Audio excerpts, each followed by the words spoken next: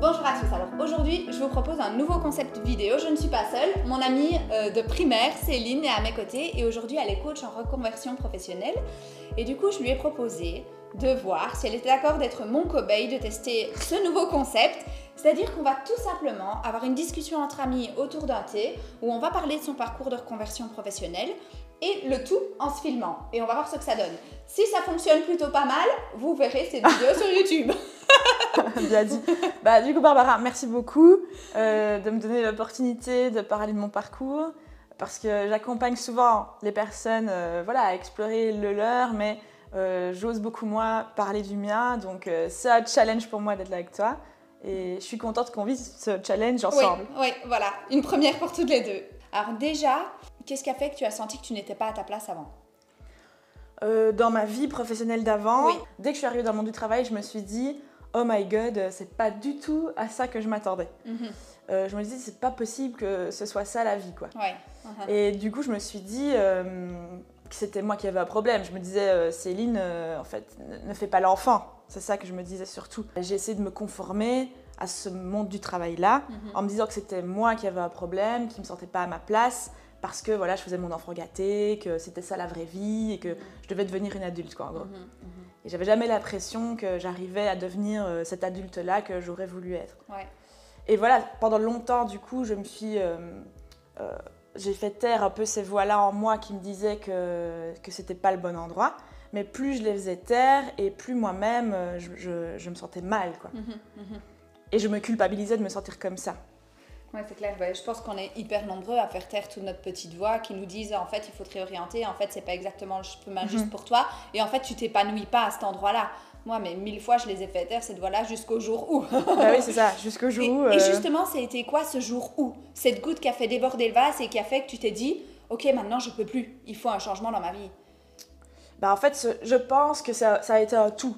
Le fait d'avoir été trop loin dans une vie qui me ressemblait pas, mais dont j'avais pas conscience, parce que c'est vrai que toi, tu es quand même entraîné dans ce que tu connais, dans ce que font les autres qui sont autour de toi, dans ce que ta famille attend de toi aussi, dans ce que la société attend de toi, de ta vision de la réussite, qui n'est pas forcément la tienne, mais bon, tu poursuis des rêves qui sont pas forcément les tiens, donc tu te rends pas compte de ça. Non, et parce qu'en plus, on ne nous l'apprend pas à l'école.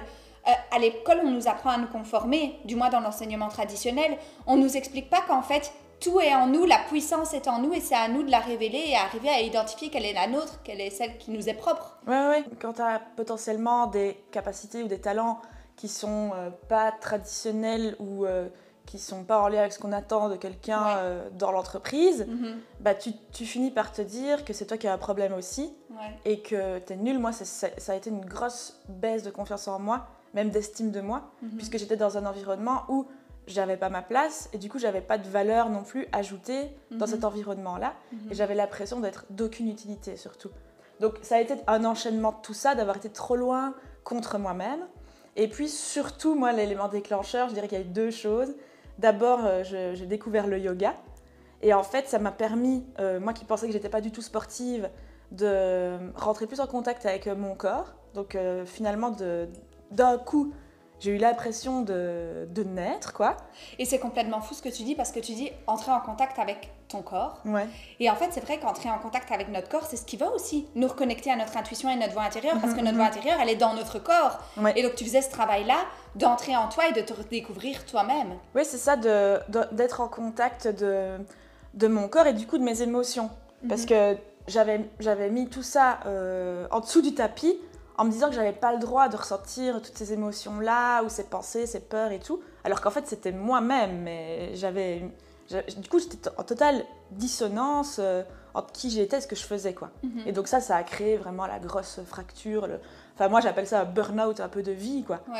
Et qui arrive quand t'es tellement en décalage avec toi-même. Et puis le deuxième gros événement, ça a été quand même une rencontre d'une personne qui m'a vue en fait, telle que j'étais, vraiment, qui a vu mon potentiel. Et en fait, je raconte toujours l'histoire du poisson. Je peux la raconter? Oui, vas-y. Tu vois, je raconte toujours cette histoire du poisson qui n'a pas conscience qu'il est hors de l'eau. Et du coup, tu vois, il a pas conscience qu'il est un poisson, il évolue dans le monde des animaux normaux. Et donc on dit à ce poisson, vas-y, marche, et donc le poisson, déjà, il a du mal à être hors de l'eau, et en plus, il doit marcher, il doit faire des efforts, c'est dur, tu vois. Il doit aller à l'encontre de sa nature. Oui, mais sauf qu'il n'a pas conscience de cette nature, quoi. Et donc, il voit tous les animaux pour qui c'est facile de marcher, il court, même les autres animaux, et tout. Le poisson se dit, mais je suis vraiment nul, quoi. Parce que pour moi, c'est dur et tout. Pourquoi les autres y arrivent si facilement? Et c'est comme si un jour, quelqu'un s'aperçoit que ce poisson est un poisson et le met dans l'eau. Et voilà, moi, je raconte toujours cet événement-là. Ça me touche super fort. Ça me touche super fort parce que... Et du coup, à partir du moment où le poisson, il est dans l'eau, il est dans son univers, il se sent tellement à sa place, il est tellement épanoui, heureux, il prend conscience de toutes ses qualités et ses talents et ça transforme complètement sa vie. Voilà, ouais. Donc c'est vraiment ça que j'ai vécu à ce moment-là, quoi. Grâce à ces deux grands événements. Et à partir de là, par contre, c'est vrai que c'est... Bah, tu ne veux plus être un poisson hors de l'eau, donc, et tu ne sais pas comment te comporter dans l'eau, donc... Oui, ça devient une recherche. Si je dois résumer, en gros, la goutte d'eau qui a fait déborder le vase, c'est à quel point tu as senti que tu perdais confiance en toi, en tes capacités, en ton estime, et tu étais vraiment à une grande distance de qui tu étais réellement. Ouais. Tu étais déconnecté de toi-même. Et puis, c'est le yoga et une rencontre d'une personne qui t'a vu telle que tu étais, qui t'ont vraiment aidé à passer à l'action. Ouais. Et ça a été quoi de passer à l'action alors ? Ah bah du coup, ça a été j'ai quitté mon boulot, j'ai changé totalement de vie. Moi, je l'ai fait à travers d'abord un voyage de 6 mois à l'étranger. Ouais, c'est vrai. Parce que j'avais quand même cette phase de burn-out, de fatigue vraiment profonde, dont je devais me remettre, quoi. Et donc, ça m'a pris quand même du temps. Et pendant ce voyage, ça m'a aidé de rencontrer plein de gens qui étaient aussi dans toute cette démarche-là et de trouver l'aspiration auprès d'eux, auprès de livres, de se rendre compte que plein d'autres choses sont possibles, quoi. Au-delà du chemin traditionnel que moi je connaissais en entreprise, par exemple. Et puis après, j'ai changé de ville, j'ai décidé de ne plus retourner au CDI. J'ai compris que pour moi, le CDI, c'était totalement inadapté. Ou que j'étais moins inadaptée au CDI, quoi. Et donc moi aussi, je suis inadaptée au CDI. Je me rappelle les rares fois où j'ai eu des CDI, je travaillais à mi-temps en tant que vendeuse pour pouvoir me payer mes cours de théâtre. Et en fait, je me rappelle que tous mes proches étaient super heureux quand ils avaient un CDI. Et moi, quand je l'ai eu, je me sentais inconfortable. J'étais plus à l'aise dans un CDD parce qu'il y avait une fin et j'avais l'impression qu'il y avait une plus grande forme de liberté. Le CDI, c'était pas fait pour moi non plus. Ouais, mais en fait, pour en arriver à ce point-là, j'ai quand même dû faire une remise en question sur la vie que je voulais mener, quoi. Et sur mes valeurs et ce qui avait de l'importance dans ma vie. Donc, en amont de ça, j'avais commencé déjà à essayer de supprimer tout ce que je trouvais superflu dans ma vie en termes de matériel.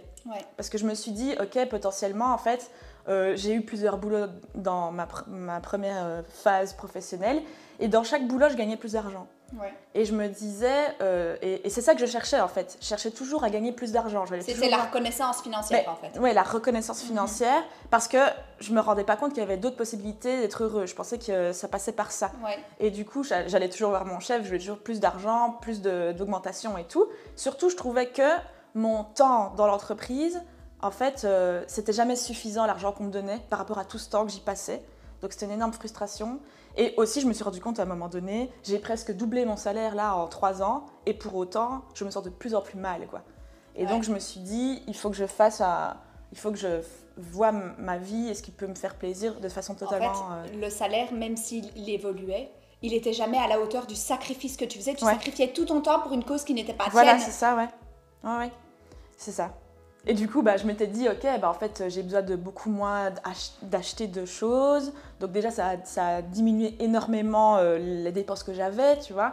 Et après ça, j'ai fait le voyage. Après ça, quand je suis revenue, j'ai décidé de me former au coaching personnellement pour m'orienter vers des fonctions plus liées à l'humain, aux ressources humaines et tout.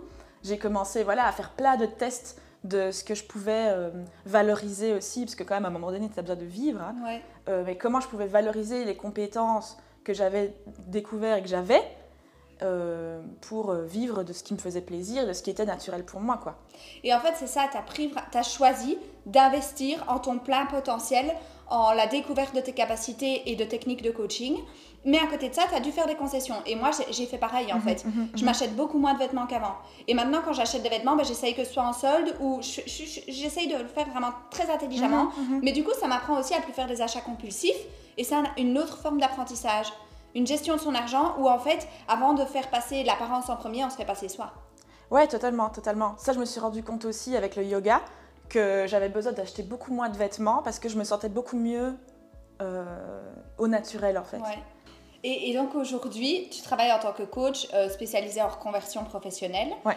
Et est-ce que tu as l'impression d'être arrivé à la place juste pour toi ou est-ce que tu as l'impression qu'en fait tu es en chemin et que tu vas te redécouvrir encore sous un nouveau jour les prochaines années? Comment tu perçois ça? Je vais dire, s'il y a un chemin de A à B et que B représente le lieu final, tu t'y tirais où? Ah ouais, en chemin alors vers B. Enfin, ouais, oui. C'est ça, en chemin. Parce que là, ce que je fais, j'adore, c'est top. Mais moi, je suis quelqu'un qui adore faire plein de choses différentes, tout le temps apprendre et tout. Donc pour moi, c'est impossible de me dire je suis là et je vais rester tout le temps là. Enfin, donc je sais que pour le moment, c'est ça qui est cool, que j'aime bien faire, donc je vais le faire à fond, en sachant que toujours maintenant, je suis plus à l'écoute de qu'est-ce que j'aime vraiment bien faire là-dedans, quoi, tu vois. Justement, dans ce changement, dans cette réorientation, quand tu t'es vraiment lancée en tant que coach et que tu as commencé à gagner ta vie comme ça, et encore aujourd'hui, est-ce que tu passes par ces phases de doute? Ah oui, tout le temps. Enfin, je vais dire que maintenant, j'essaye de gérer ces doutes-là, parce que j'ai compris que ces doutes-là, quand même, viennent souvent du doute sur moi-même. Ouais. Donc bon, je gère, mais bien sûr que c'est tout le temps, quand même, une remise en question. Mais ça, c'est d'un côté ce qui te permet, tu dois aussi vivre la même chose, de tout le temps évoluer, te renouveler, quoi. Moi, c'est là, par exemple, la vidéo qu'on tourne là maintenant... Tu sais bien, samedi, j'ai envoyé plein de messages vocaux WhatsApp à Céline en lui disant « En fait, ce que j'avais prévu, ça va pas du tout. » En fait, j'avais essayé de trop contrôler les choses. J'avais préparé tout un texte préétabli. Je t'avais demandé de préparer une partie, etc. Et en fait, pourquoi je voulais contrôler? Parce que je doutais de juste avoir une conversation aussi simple que celle qu'on a et profonde pourtant. Et je doutais de ça parce que ça me demandait de me montrer vulnérable et toi aussi et de juste se laisser inspirer par le moment. Et ça fait peur. Et donc, je suis passée par le doute tout le week-end. Mais je sais que ce doute, c'est pas grave, que je dois quand même y faire face et passer au travers, et c'est ça qu'on fait maintenant. Et que je me suis pas auto-sabotée, j'ai pas dit à Céline, non, finalement, ne viens pas, t'es venue. Et pourtant, il y a 1 mètre de neige dehors. Oui, elle a bravé la neige pour voir cette vidéo. Mais oui, donc je passe, mais en fait, je pense que c'est normal. À partir du moment où on écoute son cœur, ça va comme ça en fait. On a des moments d'exaltation ultime parce qu'on ressent vraiment au fond de nous qu'on est à notre place et qu'on fait ce qui est juste. Et puis il y a des phases de doute parce que ça nous demande tellement de faire un travail sur soi, de vulnérabilité et d'acceptation, qu'on reste humain et que c'est tout à fait normal de vivre des gros coups de down. Oui, et puis ce qui est important, c'est dur parce que moi je le vis souvent, c'est la comparaison quand même. Parce que quand tu n'es pas dans, on va dire, le chemin classique ou traditionnel, c'est pour ça que je pense que c'est important d'avoir des modèles un peu ou des gens qui peuvent t'inspirer ou qui sont sur la même longueur d'onde que toi. Parce que sinon tu te dis, enfin des fois moi c'est ça que je pense, je me dis mais peut-être que en fait je suis en train de faire n'importe quoi, tu vois. Oui, mais je suis entièrement d'accord avec toi. Et d'ailleurs, moi, justement, pour parler de la comparaison, depuis que je me sens plus à ma place, parfois je me surprends encore en train de me comparer, mais ça va mieux parce que dès que je me compare, pourquoi je me compare? C'est parce que j'admire ce que l'autre personne a fait. Et je me dis, oh mais mince, je suis pas à la hauteur, je ne saurais jamais faire aussi bien qu'elle. Et puis après, directement, je me dis, wow, Barbara, non, t'es en train de te comparer. En fait, non. Vous êtes 2 personnes différentes. Elle brille à sa manière, tu brilles à ta manière. Il n'y a pas lieu d'avoir de comparaison. Et il n'y a même pas de compétition. Par exemple, nous deux, là, on est coach. Toi, c'est de réorientation professionnelle. Moi, j'aide les personnes à identifier leur mission de vie pour justement être à l'écoute d'elles et se réorienter. Donc finalement, en fait, notre but, il est le même. Mais on dégage des énergies différentes, on communique différemment. Et donc, en fait, on ne se fait pas compétition. Mais non, c'est ça, c'est ça. On travaille avec qui on est, en fait. Et donc, il n'y a aucune compétition à partir du moment où tu travailles avec qui tu es. Ouais, c'est ça. Mais c'est difficile d'accepter ce que tu es pour pouvoir communiquer de façon aussi authentique et d'être aligné vraiment avec toutes tes valeurs, ce que tu as envie de faire. Donc, oui, je doute tout le temps. Mais ça, je pense que c'est un avantage aussi. Exactement. Parce que c'est le doute qui mène aux remises en question et c'est les remises en question qui mènent à l'évolution. Voilà. Donc, c'est juste que parfois, je me laisse freiner par ça. Et ça, c'est mon travail de devoir... Pareil. Donc, quel conseil on pourrait donner du coup? Je dirais, par rapport à tout ce qu'on a dit, c'est justement accepter le doute et oser passer au travers. Faire un travail aussi pour vraiment se reconnecter à soi, à quelles sont nos qualités, nos valeurs et nos zones de talent. Oui, totalement. Et de s'inspirer de parcours aussi qui sont atypiques et de se rendre compte que d'autres choses sont possibles. Parce que si on n'arrive pas à rêver, si on n'arrive pas à imaginer, c'est pas possible ça pourra pas se transformer en réalité Voilà. si on n'est même pas capable de l'imaginer. Ouais. Et après, imaginer, ça suffit pas. Après, il faut passer à l'action. Exact. Mais voilà, nous, cette vidéo, en fait, elle va servir à montrer que c'est possible et justement à permettre de rêver. Rêver, d'oser bifurquer, d'oser se réorienter, d'oser écouter qui on est et d'oser vraiment exprimer nos talents. Ouais, c'est ça. Je suis super Merci heureuse. Barbara. Merci à toi d'être venue jusqu'ici, d'avoir bravé la neige. Et voilà, j'espère que cette vidéo vous a plu. Je vous mets le lien Instagram de Céline. On sera en live lundi prochain, lundi 15 février, je ne me trompe pas, sur mon compte Insta. Donc si vous avez envie, n'hésitez pas à aller faire un tour. Et puis si vous avez aimé cette vidéo, vous pouvez la liker, vous abonner à ma chaîne YouTube et on se dit à très bientôt pour la prochaine vidéo.